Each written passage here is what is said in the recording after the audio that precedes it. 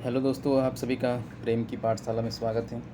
आज हम लोग झारखंड के प्रीवियस ईयर क्वेश्चन के सीरीज़ में आज हम लोग झारखंड एसआई परीक्षा 2017 के सेट नंबर 4 के प्रश्नों को देखेंगे। तो बिना किसी देरी के शुरू करते हैं। इससे पहले मैंने 3 सेट करा दिया है। जिन्होंने नहीं देखा है वो कृपया देख लें, और आपको डिस्क्रिप्शन में इसका लिंक मिल जाएगा, वहाँ से आप इसको देख सकते हैं। काफ़ी बेहतरीन क्वेश्चन पूछे गए थे। तो चलिए बिना किसी देरी के शुरू करते हैं। तो जो पहला क्वेश्चन पूछा गया था तो वो ये पूछा गया था कि 12th G20 समिट का कौन भारतीय डेलीगेशन का नेतृत्व करेगा। तो कौन नेतृत्व करेगा, जो G20 के बारे में पूछा गया था। तो अभी आप सभी को पता है कि इस बार जो है भारत G20 की अध्यक्षता कर रहा है। तो ऐसे में G20 काफ़ी इम्पोर्टेंट हो जाता है और इसमें क्वेश्चन भी पूछा गया है। तो ये आप यहाँ पे देख सकते हैं, ये G20 का ये लोगो है। ठीक है, लोगो क्या है, ये कमल बना हुआ है। तो कमल के ऊपर क्या है, पूरा वर्ल्ड है यानी पृथ्वी है। इसमें क्वेश्चन पूछा जा सकता है कि इसमें कितने पंखुड़ी हैं। तो देखिए यहाँ पे इधर 3 है और इधर 6 है और एक यहाँ पे एक बीच में है, यानी कि कुल अगर देखा जाए तो 7 ये है पंखुड़ी। ठीक है, ये 3 इधर है, ये 3 इधर, 6 और एक बीच में 7। और इसका जो थीम है वो क्या है, 1 अर्थ 1 फैमिली 1 फ्यूचर। ठीक है, और इसका जो मतलब मोटो बोलते हैं वो वसुदेव कुटुम्बकम। ठीक है, तो इसको आपको याद रखना है कि वसुदेव कुटुम्बकम है और थीम क्या है, 1 अर्थ 1 फैमिली 1 फ्यूचर। ठीक है, नेक्स्ट क्वेश्चन देखते हैं। पूछा गया है 2017 में भारत का चीफ इलेक्शन कमिश्नर कौन नियुक्त हुआ। तो 2017 में कौन नियुक्त हुआ इससे हमें मतलब नहीं है। अभी हमें मतलब क्या है कि अभी वर्तमान में कौन है। तो जो मुख्य चुनाव आयुक्त हैं, ठीक है, जो चीफ इलेक्शन कमिश्नर हैं वो कौन है, राजीव कुमार हैं। और इसके अलावा 2 और कमिश्नर होते हैं, इसको सिर्फ चुनाव आयुक्त बोलते हैं। राजीव कुमार क्या है, मुख्य चुनाव आयुक्त, और अनूप चंद्र पांडे और अरुण गोयल जो है वो चुनाव आयुक्त हैं। 3 लोग होते हैं, 3 आयुक्त होते हैं, एक मुख्य होता है, बाकी 2 सिंपल चुनाव आयुक्त होते हैं। तो ये नाम आपको याद रखना है, राजीव कुमार, अनूप चंद्र पांडे, अरुण गोयल। उसके बाद यहाँ पे जो तीसरा क्वेश्चन पूछा गया था कि सोलो कैटेगरी में किस भारतीय ने पहली बार अमेरिका में 4900 किलोमीटर रैम की रेस जीती। ठीक है, तो इसमें तो 2017 में जो हुआ था तो उसमें श्रीनिवास गोकुलनाथ जो है उनको 7th प्लेस आया था, और उसी समय में अमित समर्थ जो है इनको 8वां स्थान मिला था। ठीक है, दोनों ने ही किया था, तो दोनों ने ही क्वालिफाई किया था। तो इसमें जो 2023 में हुआ है, 2023 में इन्होंने पार्टिसिपेट नहीं किया था। अभी 2023 में अमित सामर्थ जो है, अमित सामर्थ इन्होंने ये रेस जीता है। 2017 में एक बार जीता, दूसरी बार 2023 में ये जीते हैं। ठीक है, अभी ये हाल 26 जून को ही समाप्त हुआ था, जिसमें अमित समर्थ जो है इन्होंने जीता है। और ये कहाँ से है, मुंबई से है। ठीक है, ये आपको याद रखना है। उसके बाद नेक्स्ट क्वेश्चन पूछा गया था, राम शंकर कठेरिया बीजेपी एमपी को निम्नलिखित में से किस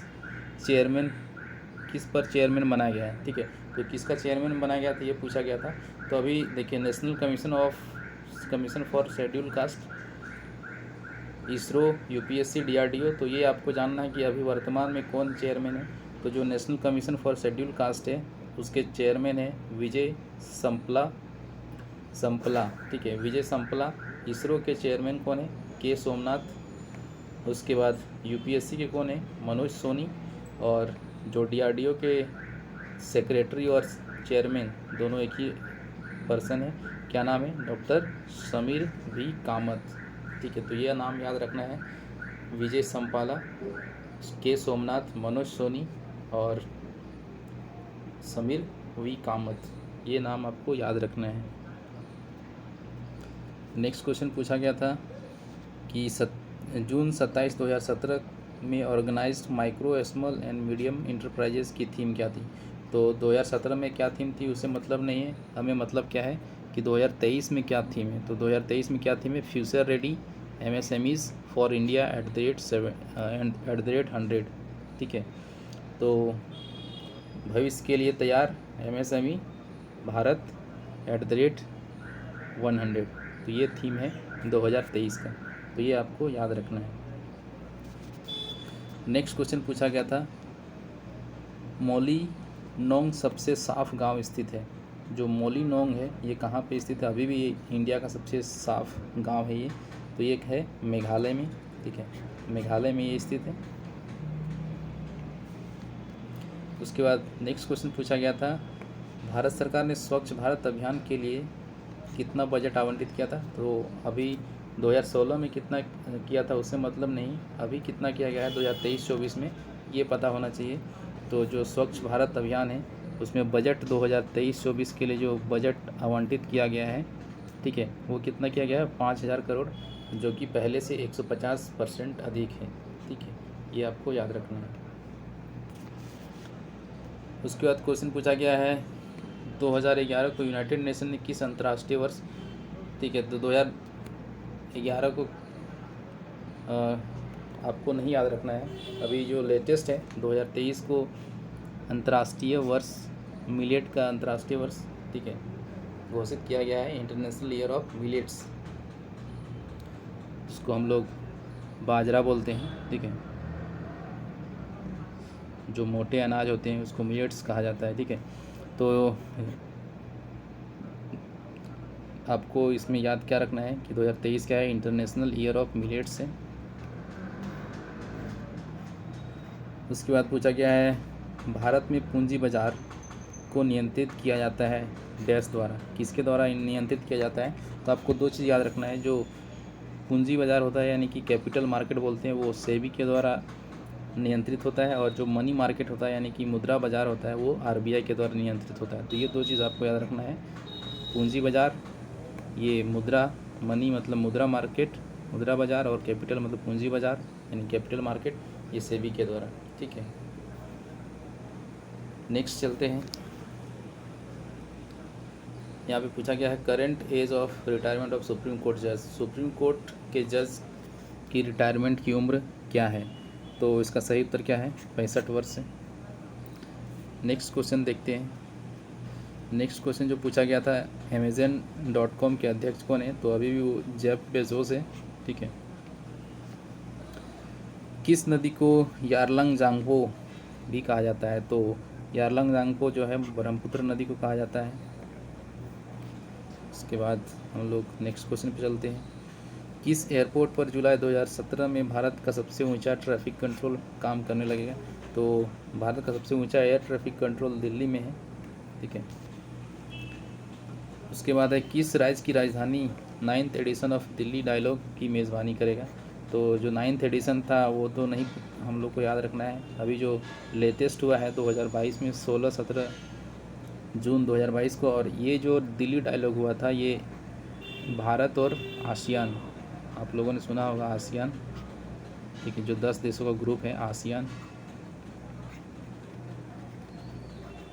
यहाँ पे 2022 में इनके संबंध का 30 वर्ष हो चुका था। ठीक है, इनके संबंध का 30 वर्ष हो गया था, और इसका आयोजन जो है नई दिल्ली में ही कराया गया था। और कौन सा एडिशन था, कौन सा संस्करण? 12वां संस्करण था दिल्ली डायलॉग का, नई दिल्ली में हुआ था 16 से 17 जून 2022 के बीच। इसके बाद नेक्स्ट क्वेश्चन है, निम्नलिखित में से कौन सी थीम इंटरनेशनल कोऑपरेटिव डे की है? तो देखिए ये 2017 का थीम पूछा गया था, लेकिन हमें याद रखना है 2023 का थीम क्या है। तो क्या है? Cooperative partner for accelerated sustainable development, सहकारिता त्वरित विकास के लिए भागीदार। ठीक है, तो सहकारिता त्वरित विकास के लिए भागीदार, ये अभी का थीम है 2023 का। किस चीज़ का? इंटरनेशनल कोऑपरेटिव डे का। नेक्स्ट क्वेश्चन हम लोग देखते हैं। जो अगला क्वेश्चन पूछा गया था वो था, किस भारतीय राज्य में कैटल ब्लड बैंक स्थापित होगा? तो ये उड़ीसा में किया गया था। उसके बाद अगला क्वेश्चन है, भारत का पहला फ्रेट विलेज फ्रेट विलेज किस शहर में बनेगा? तो ये वाराणसी में बना था। उसके बाद नेक्स्ट क्वेश्चन,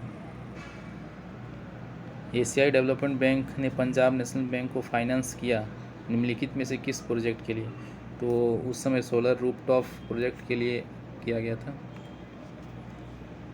नेक्स्ट क्वेश्चन पूछा गया कि जेम्स बॉन्ड का किरदार निभाने वाला पहला अभिनेता था, कौन था वो? सीन कनेरी था। उसके बाद पूछा गया था निम्नलिखित में से किस देश ने क्योटो प्रोटोकॉल की पुष्टि नहीं की है? ठीक है, तो इसमें यूएसए ने नहीं किया था। और हमें याद रखना कि क्योटो प्रोटोकॉल जो है वो किससे संबंधित है? वो ग्लोबल वार्मिंग से संबंधित है। और एक चीज़ और, क्योटो कहाँ पे है? ये जापान में है। ठीक है, जापान का एक शहर है क्योटो, तो आपको ये याद रखना है। उसके बाद पूछा गया है कि एडलैब्स फिल्म का मालिक कौन है? तो ये इतना इम्पोर्टेंट नहीं है, इसको आपको याद नहीं रखना है। इसके बाद यहाँ पे पूछा गया था भारत की सबसे अधिक वार्षिक वर्षा निम्नलिखित में से किस जगह होती है रिपोर्ट के अनुसार? तो सबसे ज़्यादा मेघालय में मौसिन राम में सबसे ज़्यादा वर्षा होती है। गोवा में कितनी विधानसभा निर्वाचन क्षेत्र? तो गोवा विधानसभा में कितना सीट है ये आपको बताना है। तो ये 40 सीट है। इससे पहले मैंने बताया था कि इस बार जो 2023 में चुनाव हुआ है वो कहाँ कहाँ पे हुआ था? नागालैंड, ठीक है, मेघालय और मणिपुर में हुआ। ठीक है, तो यहाँ पे 60 सीट था, यहाँ पे भी 60, यहाँ भी 60, और कर्नाटक में हुआ था। कर्नाटक में यहाँ पे कितना सीट है? 224 सीट है कर्नाटक में। उसके बाद भारत के किस राज्य के मंदिर में एचडीएफसी बैंक ने डिजिटल प्रणाली आरंभ किया है? तो एचडीएफसी बैंक ने कहाँ किया था? ये तमिलनाडु में किया था। उसके बाद नेक्स्ट क्वेश्चन है, मनीष तिवारी को अमेरिका के किस प्रबुद्ध मंडल का वरिष्ठ सदस्य बनाया गया है? ठीक है, तो जो मनीष तिवारी है उसको किसका बनाया गया था? तो अटलांटिक काउंसिल का बनाया गया था। तो आपको याद रखना है कि जो अटलांटिक काउंसिल है ये कब बना था? फाउंडेड हुआ था 1961 में बना था। और इसके प्रेसिडेंट जो है वो है फ्रेडरिक कैंपे। ठीक है, फ्रेडरिक कैंपे है इसके प्रेसिडेंट। और नेक्स्ट यहाँ पे हम अगला क्वेश्चन पूछा गया था कि निम्न में से कौन सी अंतर्राष्ट्रीय संगठन हॉकी के प्रमुख अंतर्राष्ट्रीय टूर्नामेंट जैसे हॉकी वर्ल्ड कप आयोजित करता है? तो वर्ल्ड कप हॉकी का कौन आयोजित करता है? तो इंटरनेशनल हॉकी फेडरेशन करता है। इसके जो प्रेसिडेंट है वो कौन है अभी वर्तमान में? तैयब इकराम जो है इंटरनेशनल हॉकी फेडरेशन के प्रेसिडेंट है, यानी कि अध्यक्ष है। ये कब बना था? कहाँ बना था? ये पेरिस फ्रांस में बना था। और इसका हेडक्वार्टर जो है लुसेन में है, जो कि स्विट्ज़रलैंड का एक शहर है। यहाँ पे देख सकते हैं लुसेन, ये स्विट्ज़रलैंड का एक शहर है, वहाँ पे इसका हेडक्वार्टर है। उसके बाद नेक्स्ट क्वेश्चन पूछा गया था, निम्न में से किस राज्य के साथ United nation office on drug and crime UNDOC ने सहयोग किया है ड्रग अभियान को तेज़ करने के लिए? तो किसके साथ किया है ये आपको बताना है। तो इसका सही उत्तर क्या है? पंजाब। उसके बाद पूछा गया था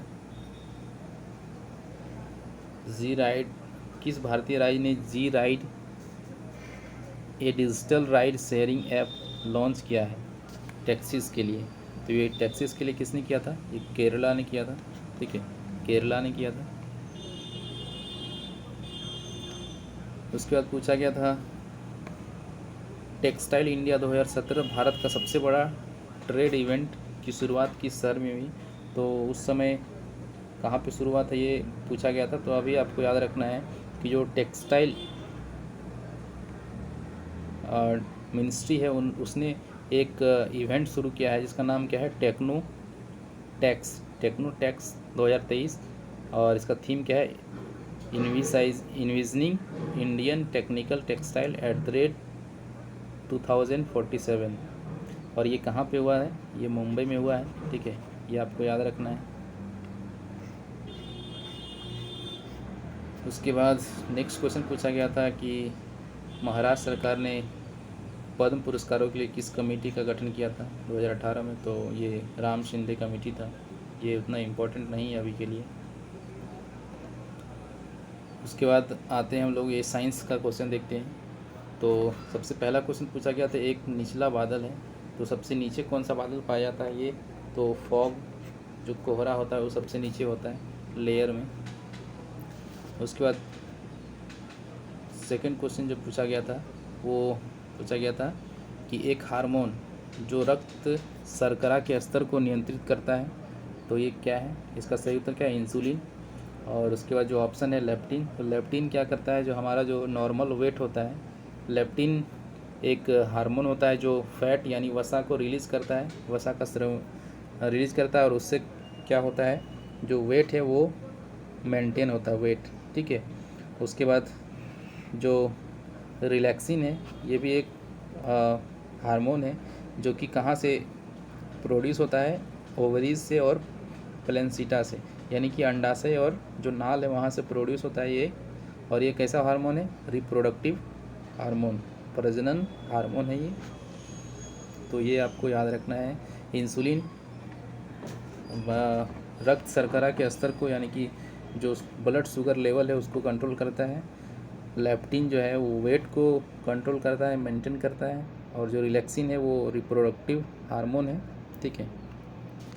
उसके बाद यहाँ पे पूछा गया है सतह क्षेत्र के डैश से वाष्पीकरण की दर बढ़ जाती है। तो सतह के बढ़ने से, यानी कि जो सरफेस एरिया है, ठीक है, यानी कि जो सरफेस एरिया है वो जैसे बढ़ेगा वो क्या होगा? जल्दी वाष्पीकरण होगा वो उस क्षेत्र का, ठीक है। नेक्स्ट क्वेश्चन है,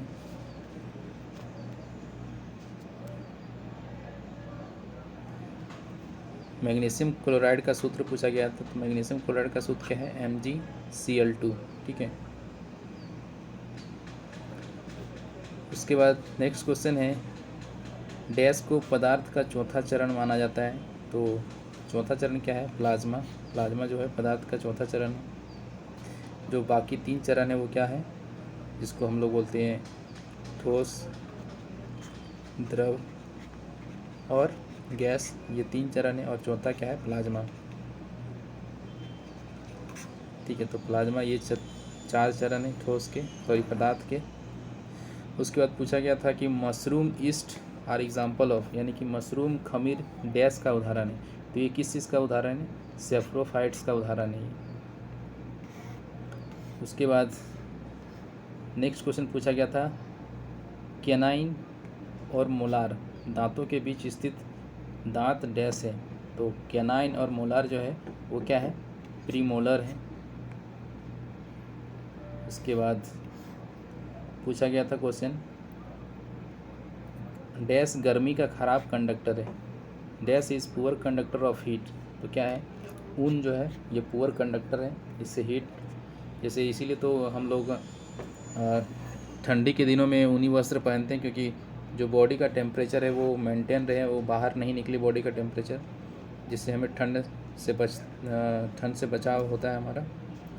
उसके बाद प्रकाश संश्लेषण छोटे चीज़ों के अंदर होता है जिन्हें डैश कहा जाता है। तो प्रकाश संश्लेषण जिन छोटे चीज़ों के अंदर होता है उसको क्या बोलते हैं? क्लोरोप्लास्ट, ठीक है, क्लोरोप्लास्ट कहा जाता है। उसके बाद पूछा गया था किस अवस्था में कणों के बीच सबसे अधिक स्थान होता है। तो जो मॉलिक्यूल्स होते हैं उस सबसे ज़्यादा डिस्टेंस जो है किस अवस्था में होता है? तो जो गैस होते हैं, ठीक है। तो इसका सही उत्तर क्या हो जाएगा? गैस हो जाएगा। गैस में, गैसीय अवस्था में कोई भी 2 कणों के बीच सबसे अधिक स्थान होता है। उसका जो ठोस होता है वो टाइटली पैक्ड होता है, जो भी मॉलिक्यूल होता है उसका वो काफ़ी आमने सामने होते हैं। उसके बाद नेक्स्ट क्वेश्चन पूछा गया था, डैश एक जीव है जो परिसर में मौजूद साधारण पदार्थों से जटिल कार्बनिक यौगिक का उत्पादन करता है। तो ये क्या है? स्वपोषी यानी कि ऑटोट्रॉप्स। उसके बाद क्वेश्चन है, जब हम आयोडीन में स्टार्च डालते हैं तो यह डैश रंग में बदल जाता है, तो ये ब्लू कलर में बदल जाता है। ठीक है। उसके बाद पूछा गया, dash are insoluble fat in water. ठीक है। तो डैश कौन इनसॉल्युबल है, यानी कि अघुलनशील है पानी में, तो ये लिपिड हो जाएगा। लिपिड जो है ये पानी में अघुलनशील है। और अगर विटामिन में पूछा जाए तो जो बी और सी है वो पानी में घुलनशील है। ठीक है।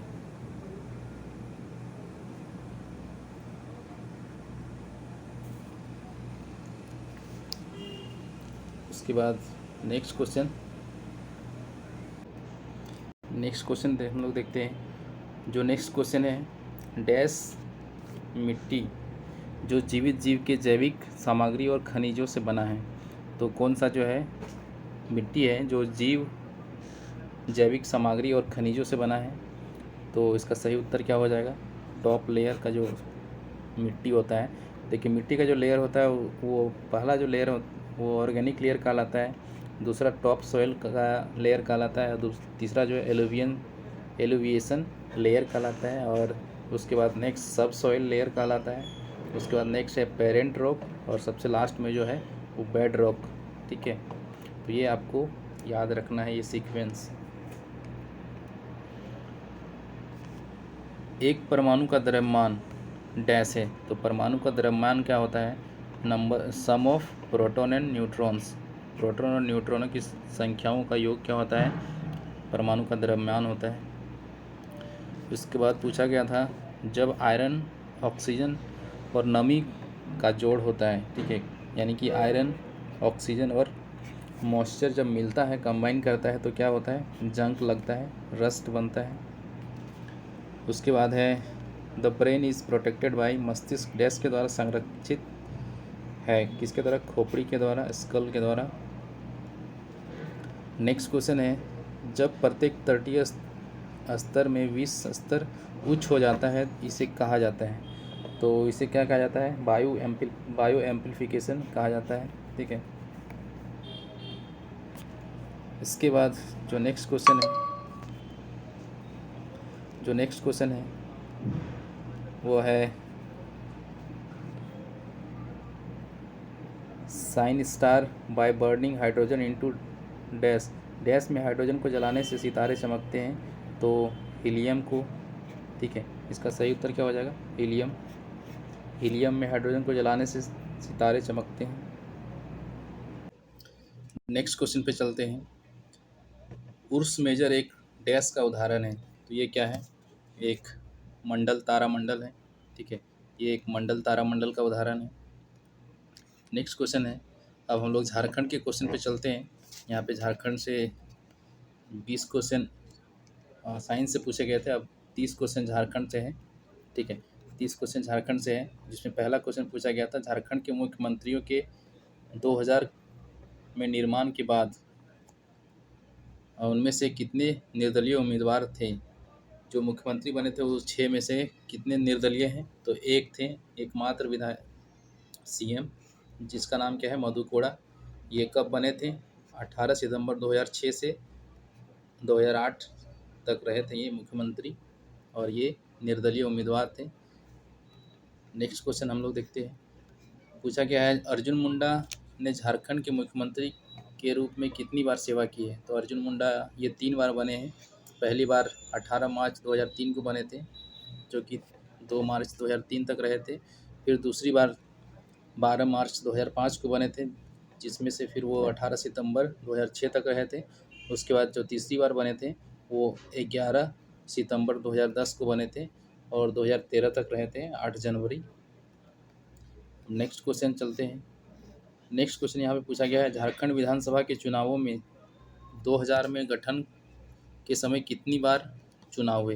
तो जब से गठन हुआ है तब से ये 5 बार चुनाव हुआ है, यानी कि अभी जो वर्तमान विधानसभा है वो 5वीं विधानसभा है, और इसका चुनाव 30 नवंबर से लेके 20 दिसंबर 2019 तक हुआ था। ठीक है। उसके बाद नेक्स्ट क्वेश्चन पे चलते हैं। झारखंड में तीसरी बार किस वर्ष राष्ट्रपति शासन लागू हुआ था? तो जनवरी 2009 में पहली बार लगा था, जून 2010 में दूसरी बार लगा था और जनवरी 2013 में तीसरी बार राष्ट्रपति शासन लगा था। नेक्स्ट क्वेश्चन है, इनमें से कौन सी रबी फसल झारखंड में उगाई गई है? तो ये चना जो है झारखंड में रबी फसल के रूप में उगाया जाता है। नेक्स्ट क्वेश्चन है, इनमें से कौन सा झारखंड का प्रमुख औद्योगिक क्षेत्र सरकार द्वारा वर्गीकृत नहीं है? तो यहाँ पे आदित्यपुर ये तो है, बोकारो भी है, रांची भी है और ये जमशेदपुर नहीं है। ठीक है, तो ये इसका सही उत्तर हो जाएगा, जमशेदपुर नहीं है। हम कितने औद्योगिक क्षेत्र है? एक RIADA Ranchi industrial area development authority, एक BIADA Bokaro industrial area development authority, एक है AIADA Adityapur industrial area development authority और एक कौन है? Santhal Pargana industrial area development authority. ये 4 औद्योगिक क्षेत्र विकास प्राधिकरण है। दलमा वन्यजीव अभ्यारण्य के चारों ओर निम्नलिखित पहाड़ियों में से कौन सा है? तो दलमा के चारों ओर क्या है? दलमा हिल्स है। नेक्स्ट क्वेश्चन है, 1991 में बोकारो जिला की स्थापना के लिए गिरिडीह जिले से कितने ब्लॉक लिए गए थे? तो जब बोकारो बना था 1991 में तो धनबाद के 2 ब्लॉक लिए गए थे और गिरिडीह के 6 ब्लॉक लिए गए थे। उसके बाद चतरा जिला किस राष्ट्रीय राजमार्ग पर स्थित है? तो ये 99 और 100 पे स्थित है ये। उसके बाद क्वेश्चन पूछा गया था, झारखंड के किस मंदिर में श्रावण का प्रसिद्ध मेला मनाया जाता है? तो कहाँ लगता है ये? बैद्यनाथ मंदिर देवघर में। नेक्स्ट क्वेश्चन है, पूर्वी सिंहभूम जिला झारखंड के किस किनारे पर स्थित है? तो पूर्वी सिंहभूम जो है ये झारखंड का अगर मैप है, ठीक है, तो यहाँ पर पूर्वी सिंहभूम है, तो ये क्या हो जाएगा? इस तरह से अगर हम देखें तो इधर ईस्ट है, इधर वेस्ट है, इधर नॉर्थ है, उधर क्या है? साउथ है। तो ये कोना पे है, तो साउथ ईस्ट है यानी दक्षिण पूर्व है, दक्षिण पूर्व कोने पे। यहाँ पे उत्तर पश्चिमी कोने पे कौन हो जाएगा? उत्तर पश्चिमी ये हो जाएगा ये कोना, तो यहाँ पे कौन है? गढ़वा है। उसके बाद पूर्वी कोने पे, तो पूर्वी कोने पे अगर यहाँ पे देखें तो ये हालांकि नॉर्थ ईस्ट भी बोलेगा तो साहेबगंज होगा, तो पूर्वी कोने पे कौन है? तो ये है यहाँ पे साहेबगंज। ठीक है, उसके बाद वेस्ट कॉर्नर पे, तो इधर वेस्ट में जो है इधर साइड यहाँ पे सिमडेगा है। उसके बाद नेक्स्ट क्वेश्चन है, एक स्वतंत्र जिला गढ़वा के रूप में पलामू जिले के कितने ब्लॉक अलग किए गए थे? तो पलामू से अलग होके बना था गढ़वा, तो 8 ब्लॉक वहाँ से अलग हुआ था। नेक्स्ट क्वेश्चन पूछा गया था, समुद्र तल से ऊपर पारसनाथ पहाड़ी की ऊंचाई क्या है? तो पारसनाथ पहाड़ी की ऊंचाई अगर फीट में पूछा जाए तो 4431 फीट है, अगर मीटर में पूछा जाए तो 1365 मीटर है। उसके बाद नेक्स्ट क्वेश्चन है, गोड्डा जिला कब अस्तित्व में आया था? तो गोड्डा आया था 25 मई को आया था। यहाँ पे देखिए 1983 में कुल जो है 5 ज़िले बने थे। 5 ज़िले कौन कौन से बने थे 1983 में? तो यहाँ पे देखिए साहेबगंज बना था 17 मई को, साहेबगंज 17 मई को बना था, लोहरदगा 18 मई को बना, गुमला भी 18 मई को बना, गोड्डा 25 मई को और देवघर 1 जून को बना। और ये सभी ज़िले जो हैं 1983 में ही बने थे। उसके बाद नेक्स्ट क्वेश्चन, सिमडेगा जिला गुमला से अलग कब हुआ था? तो सिमडेगा जो है वो 30 अप्रैल को अलग हुआ था 2001 को। नेक्स्ट क्वेश्चन है, किस साल झारखंड में JSCA इंटरनेशनल स्टेडियम परिसर का उद्घाटन हुआ था? तो ये 2013 में उद्घाटन हुआ था ये। उसके बाद संथाल जनजाति कौन सा त्यौहार सोहराय कहलाता है? तो कौन सा? ये हार्वेस्ट फेस्टिवल है, यानी किसानों का त्यौहार, जब फसल कटता है उसके बाद मनाया जाता है।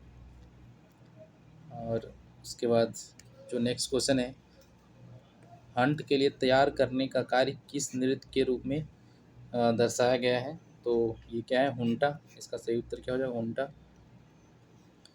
नेक्स्ट क्वेश्चन है, पूर्व में ये तिलक मांझी नहीं, ये तिलका मांझी होगा। ठीक है, पूर्व में तिलका मांझी विश्वविद्यालय का हिस्सा क्या था?